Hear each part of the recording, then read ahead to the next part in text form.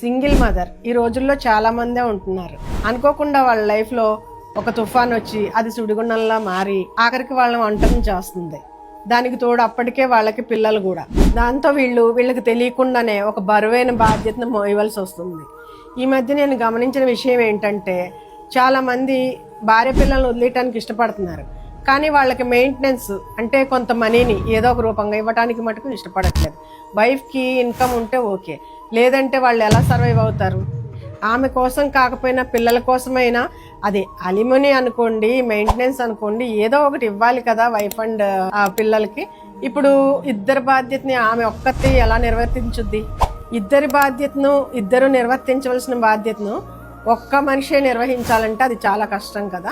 Single mother కష్టాలు ఎలా ఉంటాయో తెలుసా? తల్లి తండ్రి బాధ్యత ఒక్కరే నిర్వర్తించాలి. తర్వాత ఫైనాన్షియల్ ప్రెషర్, సమాజం అనే మాటలు, పిల్లల ఫ్యూచరు, లీగల్ ఇష్యూస్, ఇవన్నీ ఒక్కసారి వస్తాయి. వాళ్ళకి బాధ్యతకే ఫస్ట్ ప్రిఫరెన్స్ వస్తుంది. తన కలలన్నీ పక్కన పెట్టి పిల్లల కోసమే బ్రతుకుతుంది. ఎవరైనా సహాయం చేస్తారా అనే దానికంటే నేనే అన్నీ చేసుకోవాలనే బాధ్యత ఎక్కువ అవుతుంది.